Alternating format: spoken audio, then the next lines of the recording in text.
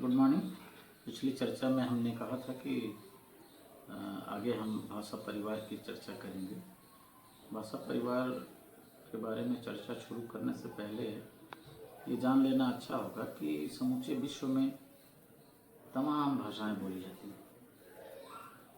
English, French, रूसी, चीनी, German, ना जाने कितनी भाषाएं बोली जाती हैं। और आपको जान के बड़ा ताज्जुब होगा कि जो भाषा विदों ने जो गणना की है उसके अनुसार तकरीबन 6500 भाषाएं विश्व में बोली जाती हैं।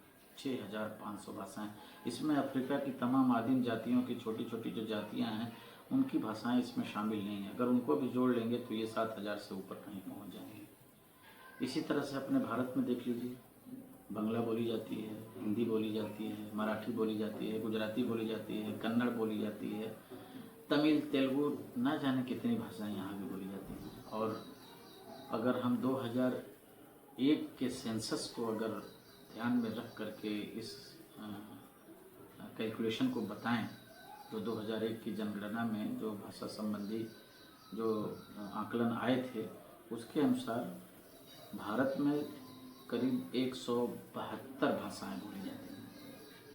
हमारे यहाँ एक बड़ी मज़ेदार कहावत प्रचलित है, कोस कोस पर पानी बदले 4 कोस पर पानी।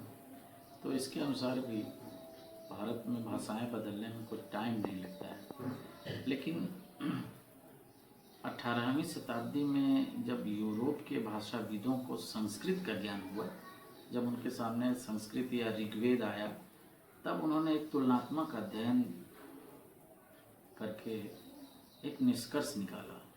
वो निष्कर्ष आप ज़रा सा इस ब्लैक बोर्ड पर आइए और देखिए कि क्या तुलनात्मक अध्ययन किया। ये देखिए, तुलनात्मक अध्ययन जो यूरोप के भाषाविदों ने किया, संस्कृत से ग्रीक, लैटिन, अवेस्ता, फारसी और अंग्रेजी, इन सब की तुलना करी। वो आपके सामने, हमने ढेर सारे शब्द हैं लेकिन हमने सिर्फ कुछ शब्द लिए हैं। अस्मि, ग्रीक में इसको एहम कहा जाता है, लैटिन में सुम, अवेस्ता में अस्मि, फारसी में अम, अंग्रेजी में आई एम और हिंदी में मैं हूँ। इसी तरह से संस्कृत में अष्ट, ग्रीक में आक्तो, ओक्तो, अष्ट, हस्त, 8 और 8। मात्र या मात्र को देखिए, ग्रीक में मेत्रे कहते हैं, लैटिन में मातेर, अवेस्ता में मातर, फारसी में मादर, अंग्रेजी में मदर और हिंदी में माता। इसी तरह से पितृ और नव, ये सब भी देखिए, ये आपके सामने टेबल है। क्या आपको नहीं लगता कि जो ये शब्द हैं इनमें कहीं कोई आपस में कोई कनेक्शन है, कोई संबंध है? पतेर, पतरे, पितर, पिदर, फादर और पिता। यहाँ देखिए, नव, नयोस, नोवोस, नव, नव, नया और न्यू। ये सब कहीं ऐसा लगता है कि ये सब कहीं से न कहीं किसी न किसी से जुड़ी हुई हैं। तो के तुलनात्मक अध्ययन के पश्चात, चाहे वो संज्ञा की दृष्टि से हो, सर्वनाम की दृष्टि से हो, क्रिया की दृष्टि, विशेषण, अव्यय, विभक्ति, उपसर्ग, प्रत्यय, लिंग, वचन, कारक, हर दृष्टि से भाषा वैज्ञानिकों ने तुलनात्मक अध्ययन किया और वे इस निष्कर्ष पे पहुँचे कि ये कहीं से न कहीं से ये भाषाएं एक मूल वंश से निकली हैं और एक भाषा परिवार का निर्माण करती हैं। फिर उनके भी उप परिवार बनते चले जाते हैं। जैसे हिंदी और उत्तर भारत की जितनी भी भाषाएं हैं उन सबका मूल स्रोत संस्कृत है। उसी तथा दक्षिण भारत की अधिकांश भाषाएं, वे उनका परिवार अलग है, वो द्राविड़ कुल से निकली हुई है। इस सब को देखने के बाद से भाषाविदों ने ये निष्कर्ष निकाला कि विश्व की जितनी भी भाषाएं हैं उनको एक परिवार के रूप में वर्गीकृत किया जा सकता है। और उन्होंने किया भी। तकरीबन 10 परिवारों में, 10 भाषा परिवारों में विश्व की समस्त भाषाओं को भाषाविदों ने संग्रहित किया। आइए उन 10 भाषा परिवारों का वर्णन तो यहाँ प्रासंगिक नहीं होगा, लेकिन हमारे काम की उसमें से एक है, वो है भारत यूरोपीय भाषा परिवार। भारत यूरोपीय भाषा परिवार उन 10 परिवारों में सबसे बृहद परिवार है। और इस भारत यूरोपीय भाषा परिवार के अंतर्गत जो उसमें एक उप वर्गीकरण प्रस्तुत किया, भारत यूरोपीय भाषा परिवार या भारतीय परिवार 8 भागों में बांटा गया। 8वां भाग भारत ईरानी भाषा उप परिवार कहा गया। ये भी 3 भागों में बांटा गया, ईरानी, दरद और तीसरा है भारतीय आर्य भाषा। आइए, ये भारतीय आर्य भाषा ही हमारे अनुसंधान का मूल विषय था। आइए हम चलते हैं। हम देखते हैं कि इस भारतीय आर्य भाषा से ही किस प्रकार चरणबद्ध तरीके से हिंदी का विकास हुआ है।